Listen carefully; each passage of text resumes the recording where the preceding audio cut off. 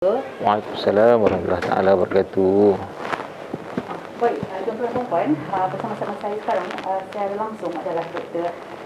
Syah bin Ahmad, Pakar Perubatan Kesihatan Awam, Timbalan Pengarah Kesihatan Negeri Kesihatan Awam, Jabatan Kesihatan Negeri Wilayah Persekutuan Kuala Lumpur dan Putrajaya. Dan hari ini tajuk yang bersiaran adalah mengenai jangkitan FHMD dengan tagline-nya awas HFMD mengganas. Baik, Doktor. Hari ini ada beberapa soalan saya nak dapatkan respon doktor berkenaan jangkitan dan FHMD di Kuala Lumpur ini. Jadi persoalan pertama saya. Baik. Jumpa duduk.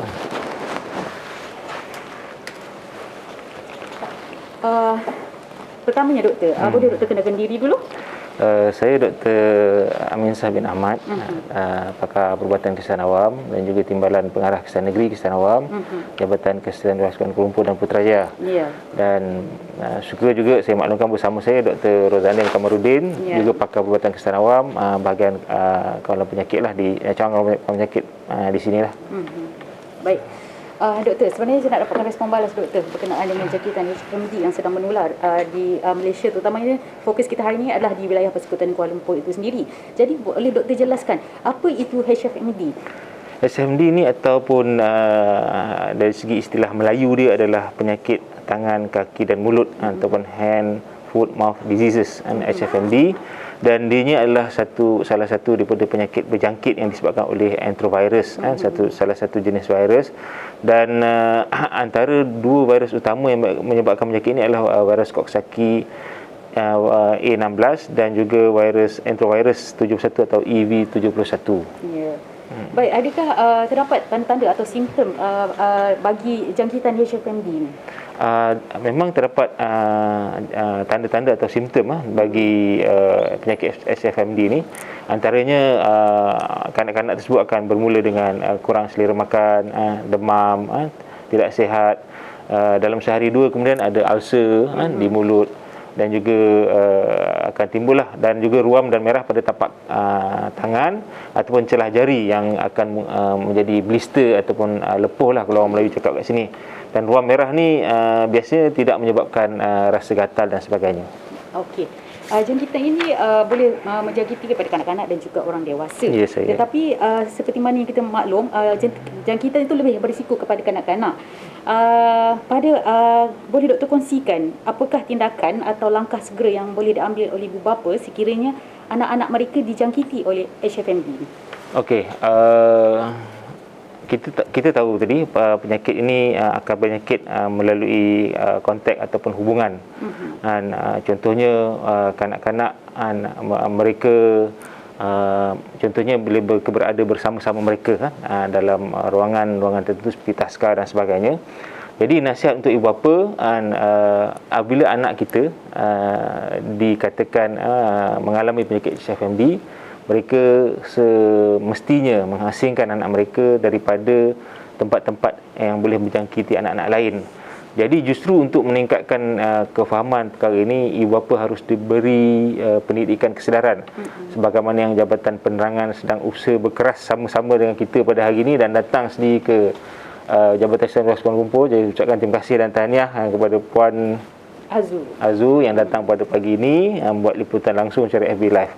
Selain daripada itu, ibu bapa seharusnya memastikan anak-anak mengamalkan kebersihan di mana budaya mencuci tangan dengan betul dan tidak berkongsi peralatan-peralatan sudu, garfu dan juga tindakan disinfeksi ataupun pembersihan pada tempat-tempat yang selalu terdedah. Dan juga kita seharusnya memastikan lampin pakai buang yang digunakan anak-anak tersebut kita buang di tempat yang betul dan seperti tempat yang bertutup dan sebagainya. Sebab kadang-kadang simptom-simptom ni pada asalnya sangat kita tak perasan. Sebagai ibu bapa kadang-kadang kita tak perasan. Jadi apabila telah berlaku wabak 2 kes, 3 kes dan sebagainya, baru kita perasan. Jadi kadang-kadang perebakan tu berlaku. Jadi daripada awal lagi, walaupun anak kita, doktor anak saya tak ada apa-apa pun, sihat je, gembira je, tapi kita sebagai bapa sebelum terkena dan sebagainya itulah kita bila anak-anak kita terlibat dalam aktiviti seperti terpaksa kita hantar ke taskar, sebab kita kena jaga kebersihan. Ini maknanya pencegahan lah, sebelum mereka kena lagi. Kita kena sentiasa memastikan kebersihan mereka. Oleh kerana anak-anak, kita tahu anak-anak kita kan, bila memais saja mereka tahu bahawa benda tu kotor atau bersih. Jadi sebelum itu lagi kan, kita dah pastikan anak-anak itu dididik, dan juga kita memastikan kebersihan mereka yang seperti saya maklumkan. Okey, baik doktor. Di wilayah persekutuan sendiri, jangkitan menunjukkan peningkatan yang sangat drastik dan antara negeri yang tertinggi di Malaysia. Boleh doktor jelaskan, mungkin ada faktor yang menyumbang kepada peningkatan secara drastik di Kuala Lumpur ini? Okey. Di Kuala Lumpur ni sehingga pada hari ini atau minggu ini kita ada 10,832 kes, dan ianya merupakan peningkatan 22 kali ganda berbanding dengan tahun lalu, iaitu hanya 472 kes bagi tempoh yang sama. Jadi kita tahu masyarakat di Kuala Lumpur ni antara masyarakat yang mempunyai kepadatan penduduk yang tinggi, ibu dan bapa yang bekerja terpaksa meletakkan anak-anak di pusat-pusat jagaan. Dan sebab itulah kalau kita lihat jumlah jangkitan kita begitu tinggi. Dan macam saya kata tadi, kadang-kadang oleh kerana penyakit ni pada mulanya dia bergejala ringan yang kadang-kadang tak perasan. Dan kita kes yang kita yang tinggi adalah pada tahun 2018. Jadi maknanya telah 2 tahun semasa kita pandemik COVID ataupun sekarang ni kita berada transisi, dia tidak menunjukkan peningkatan yang tinggi. Justru ada faktor-faktor yang mungkin bukanlah kata lalai kan. Kita ada sedikit kealpaan kan tentang kes-kes ini. Dulu kita memang sentiasa berhubung dengan pusat-pusat jagaan asuhan, dan sebenarnya kita mula-mula kita mengesan statistik kita bertambah, dan kita pun dah mula berhubung baik ataupun buat engagement dengan pengasuh-pengasuh taskar, ibu bapa juga, untuk mereka memastikan kebersihan anak-anak mereka dipelihara dan terjagalah seawal sebelum bulan puasa lagi. Jadi kita dah nampak trend pattern. Tapi sebab masyarakat kita, dan apabila kita pun baru keluar daripada kepompong PKP dan sebagainya, dan mereka perlu bekerja dan sebagainya, jadi kepadatan masyarakat dan mobilisasi atau pergerakan anggota warga Kuala Lumpur yang begitu tinggi dan juga berterajaya, itulah salah satu yang kita dapat lihat antara faktor ataupun punca yang menyebabkan peningkatan kes yang begitu tinggi sekali. Baik, doktor, HFMD ini bukan sekadar ruam.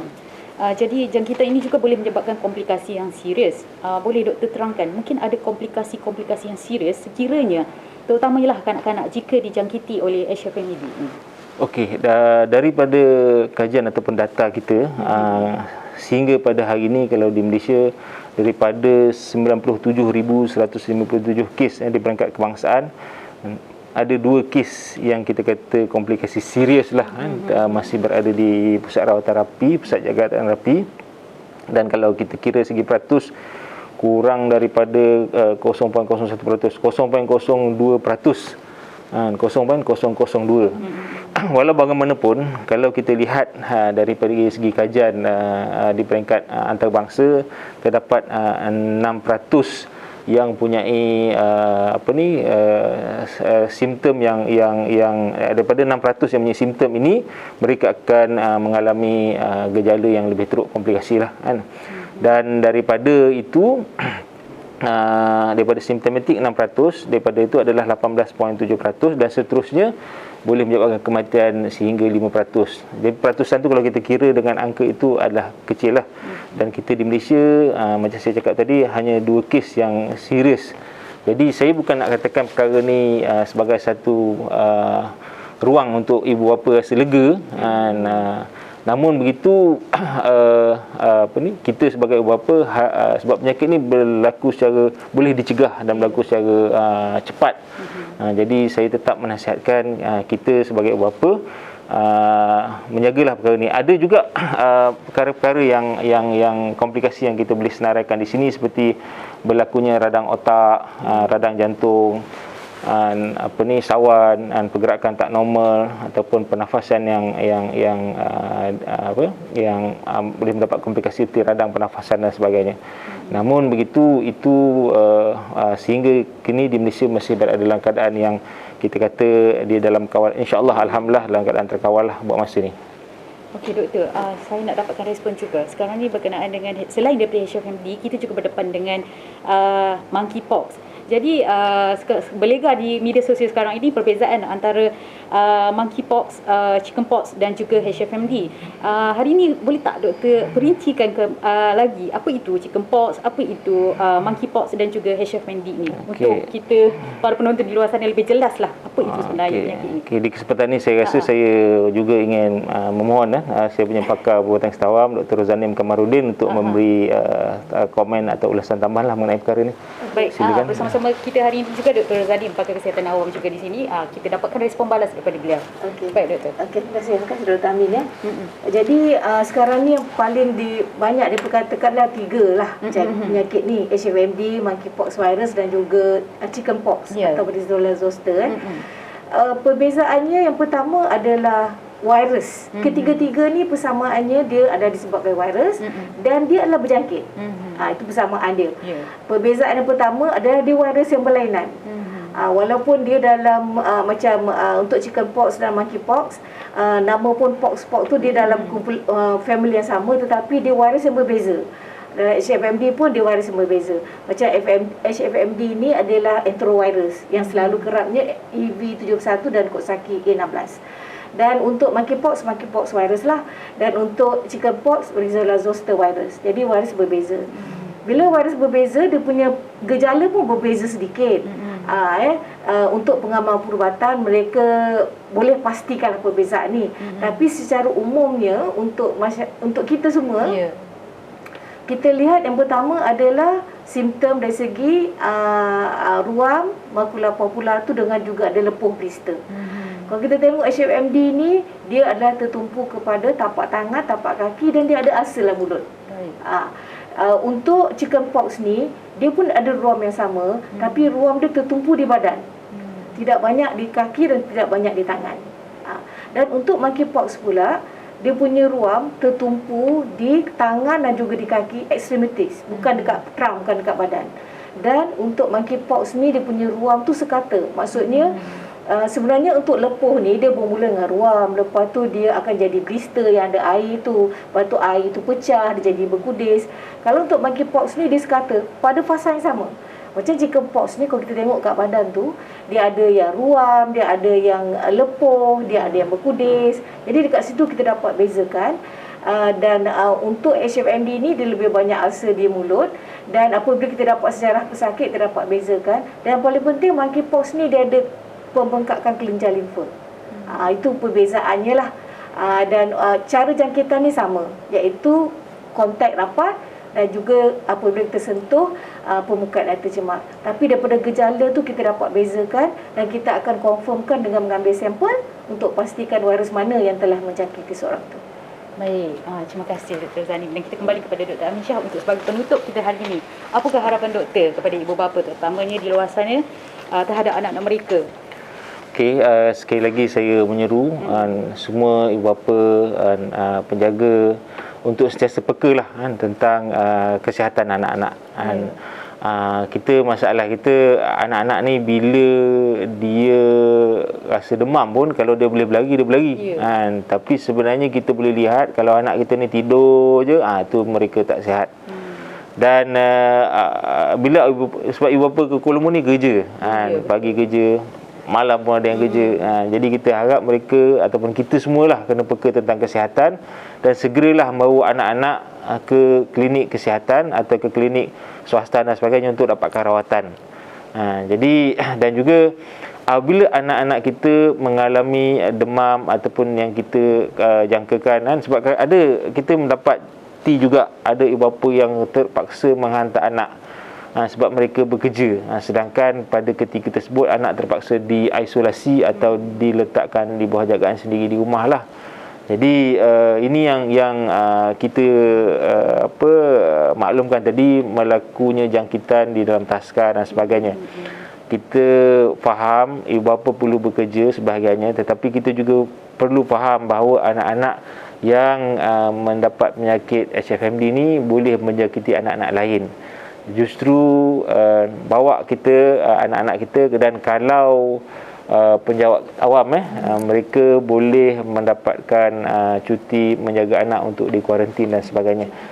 Cuti kuarantin. Jadi kami di Jabatan Kesihatan Wilayah Sukan Kumpul dan Putrajaya sangat berharaplah sungguh bapa faham akan perkara ni dan sama-sama kita faham.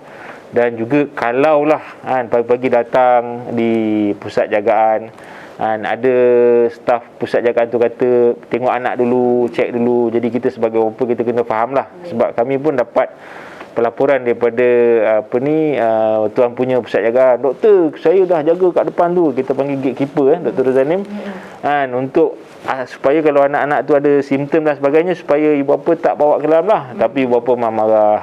Jadi saya kena kerja doktor, kita faham, tapi kita pun kena faham juga kepentingan kesihatan untuk anak-anak kita di pusat-pusat jagaan. Jadi sekiranya adanya penjaga-penjaga pusat asuhan, tamak asuhan ni atau taska ni meminta kita membawa anak kita klinik, kita bawalah ke klinik demi kesihatan anak-anak kita juga, dan juga demi kesihatan anak-anak lain yang juga anak-anak Malaysia di tempat pusat jagaan tersebut. Itulah permintaan, permohonan dan nasihat kami lah di Jabatan Kesihatan. Dan Jabatan Kesihatan sentiasa turun juga buat pemantauan dan pendidikan kesihatan kepada pusat-pusat jagaan dan juga kepada anak-anak ni lah. Jadi kami terima kasih kepada pusat jagaan yang telah selama ini memberi kerjasama baik, dan juga mereka telah berusaha bersama-sama dengan Jabatan Kesihatan, dan kami pun mengucapkan jutaan terima kasih kepada semua ibu bapa di luar sana yang sentiasa memberi kerjasama kepada taska dan juga kepada Jabatan Kesihatan dalam memastikan jangkitan HFMD ini dapat dikawal dengan sebaiknya. Dan terima kasih juga kepada Jabatan Penerangan yang sentiasa bersama kami, memberikan informasi yang tepat, memberikan informasi yang cepat, dan memastikan semua kita, khususnya warga Kuala Lumpur dan Putrajaya, berada dalam keadaan sejahtera dan sihat. Terima kasih. Itu tadi. Terima kasih kepada Dr. Amisha dan juga Dr. Zanim.